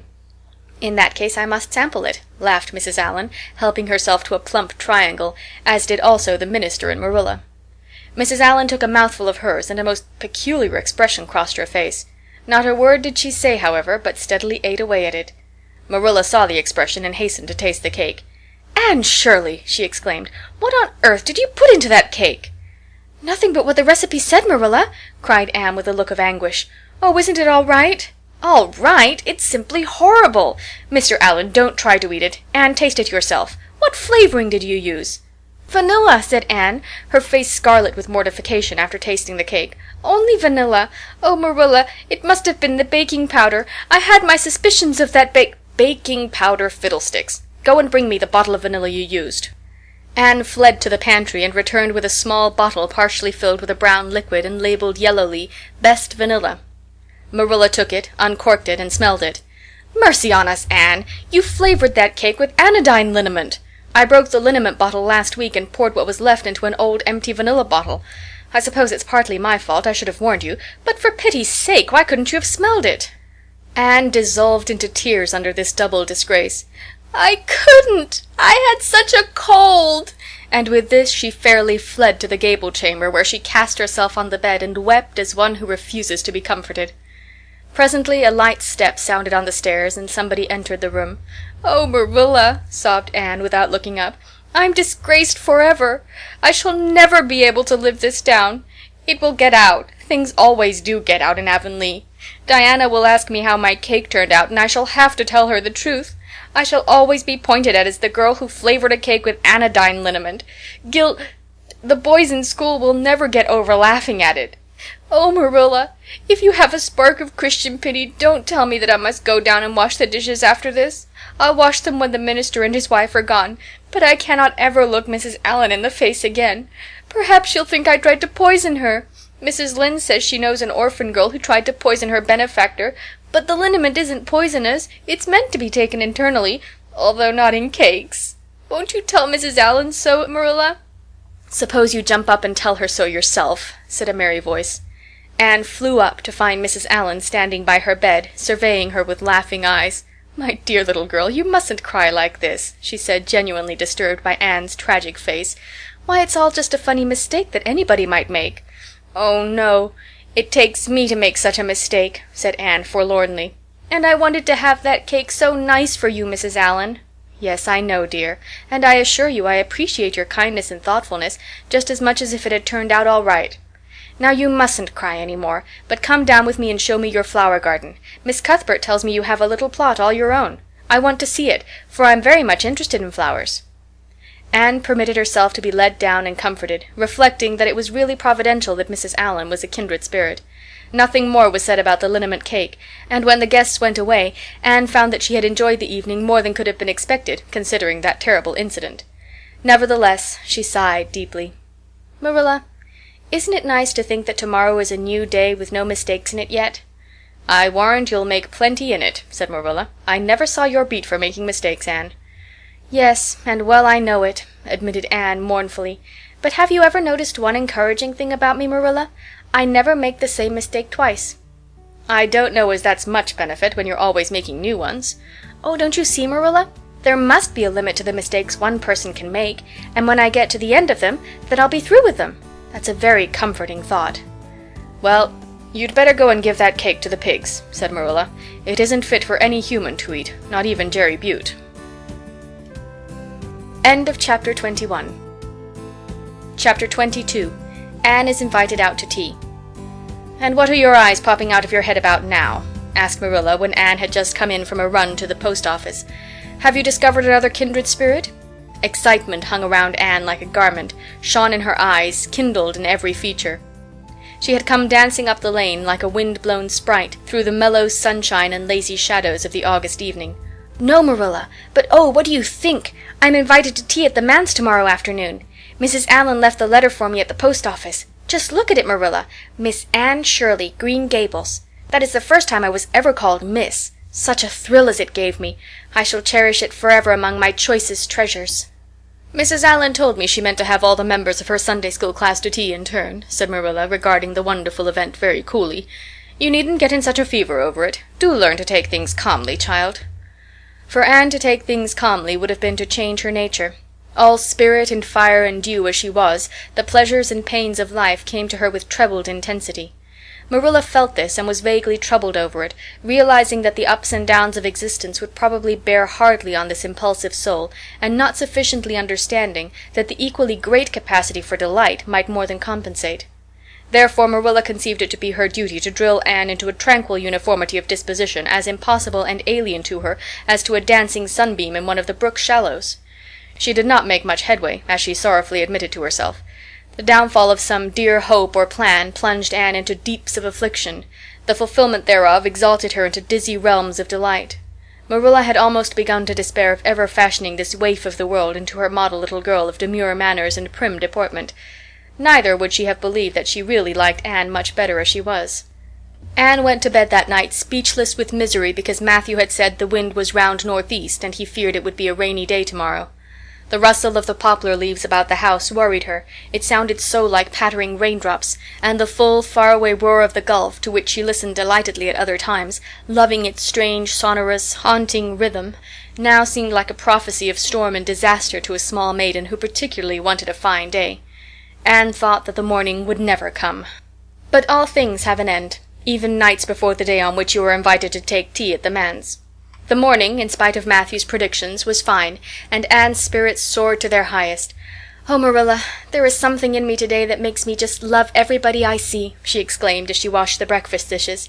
"You don't know how good I feel. Wouldn't it be nice if it could last? I believe I could be a model child if I were just invited out to tea every day. But oh, Marilla, it's a solemn occasion, too. I feel so anxious. What if I shouldn't behave properly? You know I never had tea at a manse before, and I'm not sure that I know all the rules of etiquette, although I've been studying the rules given in the etiquette department of the Family Herald ever since I came here. I'm so afraid I'll do something silly or forget to do something I should do. Would it be good manners to take a second helping of anything if you wanted to very much?" "The trouble with you, Anne, is that you're thinking too much about yourself. You should just think of Mrs. Allan and what would be nicest and most agreeable to her," said Marilla, hitting for once in her life on a very sound and pithy piece of advice. Anne instantly realized this. "You're right, Marilla. I'll try not to think about myself at all." Anne evidently got through her visit without any serious breach of etiquette, for she came home through the twilight under a great high-sprung sky gloried over with trails of saffron and rosy cloud, in a beatified state of mind, and told Marilla all about it happily, sitting on the big red sandstone slab at the kitchen door, with her tired curly head in Marilla's gingham lap. A cool wind was blowing down over the long harvest fields from the rims of furry western hills and whistling through the poplars. One clear star hung over the orchard, and the fireflies were flitting over in Lover's Lane, in and out among the ferns and rustling boughs. Anne watched them as she talked, and somehow felt that wind and stars and fireflies were all tangled up together into something unutterably sweet and enchanting. "Oh, Marilla, I've had a most fascinating time. I feel that I shall not have lived in vain, and I shall always feel like that, even if I should never be invited to tea at a manse again. When I got there Mrs. Allan met me at the door. She was dressed in the sweetest dress of pale pink organdy, with dozens of frills and elbow sleeves, and she looked just like a seraph. I really think I'd like to be a minister's wife when I grow up, Marilla. A minister mightn't mind my red hair, because he wouldn't be thinking of such worldly things.